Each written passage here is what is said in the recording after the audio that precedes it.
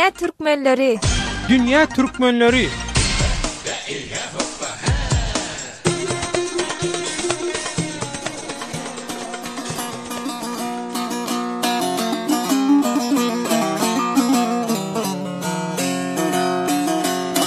Dünýäniň dürli ýerine ýaran türkmenleriň ukwal pursatlaryň dürli. Azatlyk radiosynyň Dünya Türkmenleri baradaky bu hepdelik dowamly gepleşigini Türkiýeden taýýarlap hem alyp barýan Döwlet Baýhan. Hormatly radio dinleýijiler, Azatlyk radiosynyň Dünya Türkmenleri gepleşigini dinleýärsiňiz. Gepleşigimiziň bugunky temasy Iran sanksiýalar we türkmenler. Bilinçli ýaly 2 aprelde Iran bilen gelen alalaşyga laýyklykda tehrana garşy girdilen we onurça ýylan Erdogan medyan sanksiýalaryň ýatyrylmagy mümkin. Elbetde bu 30-njy iýunda planlaşdyrylan gepleşikleriň jemleýici tapgyrynyň netijesine bagly bolar. Şol sanksiýalar tutuş ýurda bolşy ýaly sany 3 million euro diýip çatlanýan Irany türkmenlere hem öz täsirini ýetirdi. Azatlyk radiosynyň Dünya Türkmenleri gepleşiginiň bugunky sanyna sizi sanksiýalaryň türkmenlere ýetiren täsiri we gelinen alalaşyk baradaky olaryň garaýşlary bilen tanış eder. Hormatly radio dinleýijiler, söhbetleşiklerden ol Azatlyk radiosynyň azathabar.org internet sahypasynda halk köpçüliginiň pikirdir garaýşlaryny öwrenmeklik üçin açylan Iran sanksiýalary we türkmenler atly forma galdyrılan tesirlerden birini dikkatiňize ýetirýär. Farhat Ak Gümmet Kovus adyny ulanan dinleýiji heýwere beter täsir edýär, hemme zat beter baha Iran sulupese gaçdy, ýaşamak heýwere kyn boldy diýip Azatlyk radiosynyň azathabar.org internet sahypasyndaky Iran sanksiýalary we türkmenler atly forma tesir galdyrypdyr. Dogrudanam Irana garşy goýulan sanksiýalar, girdilen çäklendirmeler türkmenleriň durmuşyna tesirde awalşy ýaly täsir etdimkä. Gelin bu arada Iranaky türkmenleriň ýaşyllarynyň Nur Muhammed agadan maglumat alalyk. Irana garşy goýulan sanksiýalar halka şular ýaly ýaramaz täsir etdimi Nur Muhammed aga? Bir täsir goýmadykda hemme zada täsir. Ýöne bir zada bir gaty öwretdi Iran milletine. Bir demir ýenjilerini näde bolýar? Polat diýerler türkmen. Hawa. Polada mende şoýnyny üsünden häzir ýyldyra alyp baran akla gurdatdyr. Bir demirden polat boljak bolsa kän ýenjilmeli bolýar. Halk poladyna bolmaýar, syfalanyň zat ýok. O syfaly çykdyran hotman ýaraş bolmaly. Parislarda guftaman ýa oturuşmaly, turuşmaly, gurrungeş bolmaly. Halkyň bähridini gözlemeler. Hudaýdan inni şoňa altypary ýasaglyk bolsa. Halk näme şunu garşylady Nur Muhammed aga? Ya ona bir artykmaz tersine garşy çykan adam ýok. Hemme kişinin etýän dogasy ýyl bähridin dogasy ýasaglyk bolsun, aragatnaşyk bolsun. Şol emesle şumal birinji ýurt başlyklarynyň da şugary orakan gurrumynyň özi bir şumal şu. Ki aragatnaşyk bolup durmaly, her kim öz hakyna kany bolmaly.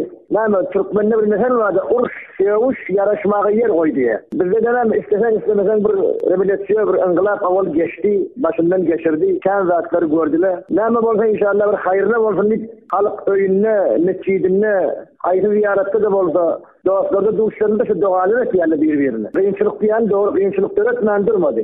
Bir tobar ýerde dünýä boýunça halkara boýunça kanun ma falan zady kesip şöý ýerde iýi bermeler diýe bir tobarlarda ýok, şu zady etmeli diýerler. Indi biz alzak netijäni şu baýanaga şu näme bolsa ýyly bähriti bolsun diýerler. Türkmen öňü bolandan soňy bolsun diýer. Hormatly radio dinleýijiler, Azatlyk radiosynyň Dünya Türkmenleri gepleşigini dinleýärsiňiz. Gepleşigimiziň bugunky temasy Iran sanksiýalary we türkmenler.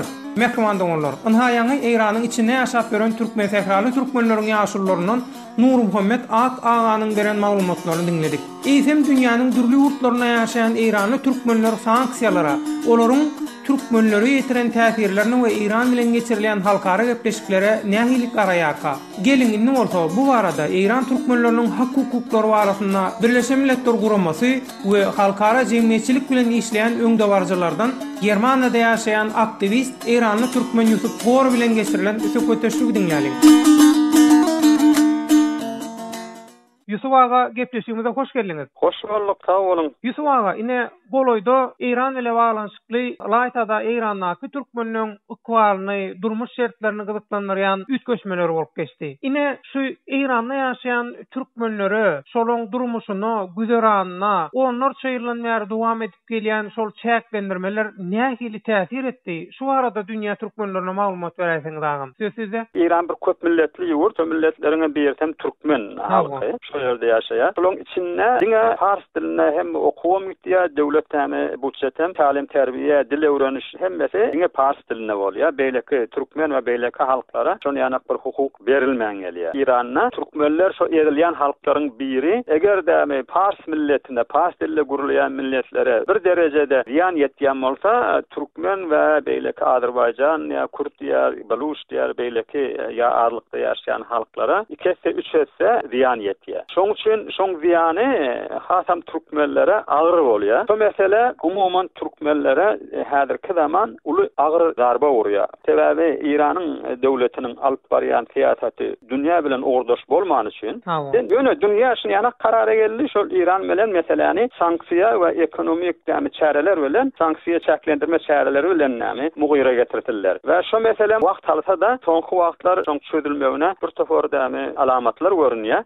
Şol hem İran halkyny we hem şol sebetde ýaşaýan milletleri biraz ýani umytlandyrýar. Sebäbi ine şu burdan diýeli ulalaşa gelinni İranyň garşy çäklendirme çäreleri, şo sanksiýalar ýatyrly diýeli. Şu türkmenliň durmuşyna, İranda ýaşaýan türkmenliň durmuşyna näme ütkär, bir zat ütkermi? Sizin pikiriňize görä. Köp zat ütkär. Ilki adamda nerede ýaşaýan bolsa, gündelik ýaşaýy üçin bir hereketde bolmaly bolýar. Bir çäreler görýär, firma metal üçin firma beretýär, ýa bolmasa dukan açýar, ýa bolmasa bilmedim ekin ekýär. Sen dünýä bilen gawy gatnaşyp bilseň, iki taraply peýdaly gatnaşyga girip bilseň, tersleşmäni, dikleşmäni, alalaşyp, oňşup ýaşamagy düşünseň, ýa iki tarafa peýda bolup başlaýar. İki tarafa peýda, ol näme sen gündelik hem aladalanyňdan gadanýan gadancyňa täsir etýär. Sen näme sade bir öň aw aslynda nähil boljagy bir garaňkylyk ýagdaýdan sen çykarýar. Şumy halky ýagdaý eger İran beter dikleşini dowam etdirjek bolsa, bu mesele ýanky operasiýa bilen, ýani zor bilen çözülmeli bolsa, gör nebet başçylyk getirecek. Häzir dol netije beren nokta. Endi 2 aýdan sonra belli bolmaly. Şu karara gelinse, bütün sebte bir türkmen näle, bir İran näle, bütün sebte uly peýda getirýär. Olup her kimiň peýdasynda şol sana türkmeniň peýdasyna bolýar. Yusuf Goraga, inni Azatlyk radiosynyň azatkabarnokot.org internet sahypasynda açylan İran sanksiýalary we türkmenler diýen forma mawtumuny atly bir dinleýijimiziň galyran tesiri bar. Şunu size we dinleýijilerimize okap berip, sizin şu tesiri ile baglanşykly bir pikiriňizi öwrenmek isleýän. Mawtumuny diýen dinleýiji, İran türkmenleri biziň üçin ýüregimiziň agyrsy. Gynansak da bu günler olar bizden has köp horluk çekýärler. Iň bolmanda Türkmenistan hökümine mawtumuly atamyzyň hatyrasyna olara kömek edilmelidi. Ýöne gynansak da İranda geçirilýän syýasy we beýleki basaşlarda iň köp ziýan çekýänler türkmenler we muňa durlewşir goňşy bolan biz Türkmenistan kömek edenok. Has dogrusu Türkmen hökümeti kömek edenok. Biziň milletimiziň haçan akly başyna gelerkä diýip tesir galdyrypdyr. Siz näme pikir edýäňiz şu tesir barada?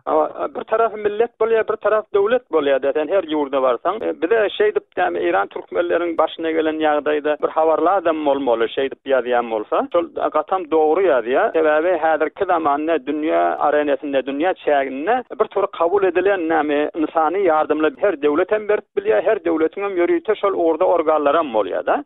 Mesela bir ýerde bir sir alasa ýa bolmasa ýer titrasa, ýa näme bir ýarmay jemgyýet ýa gyzyl has jemgyýeti dünýä çäginde. Şonam bütün dünýä kabul etýän ilki dogan garnaşyna, goňşyňa ýaşana kömek bermeli. Şonu İran türkmenlerine çok kömekler bermege üçin her kim özüň türkmen bilýän bolsa, İran türkmeniň hem dogan garnaşy bolýar. Döwlet hem bolsa, döwlet hem şeýle bolýar. Tapawaty ýok. Bir adam çäginde, insan formuna pikirlenjek bolsa, bir-biriňe ýüregiňe awamaly bolýar, bir-biriňe kömek bermegi düşünmeli bolýar. Eger şonu düşünmedik bolsa, diýmek şoň dowalluk duýgusy ýok diýdigi ýa goňşuluk duýgusy. Iswa minnetdarlyk bildirýän. Taňry alkasyn, sag bolun. Sizem sag bolun. Hormatly radio dinleyijiler, Azatlyk radiosynyň dünýä türkmenleri gepleşiginde bugün İran sanksiýalary we türkmenler diýen temada Azatlyk radiosynyň azatkabarnokot.org internet sahypasyndaky formalarlaryň tesirlere salgylanyp, İran sanksiýalarynyň türkmenleri ýetiren täsiri we gelinen alalaşyk baradaky olaryň wekilleriniň beýan eden garaşlaryny dikkatyňyza ýetirdik. Hoş, sag bolun.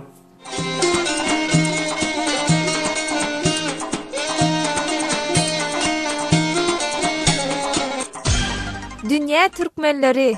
Dünya Türkmenleri.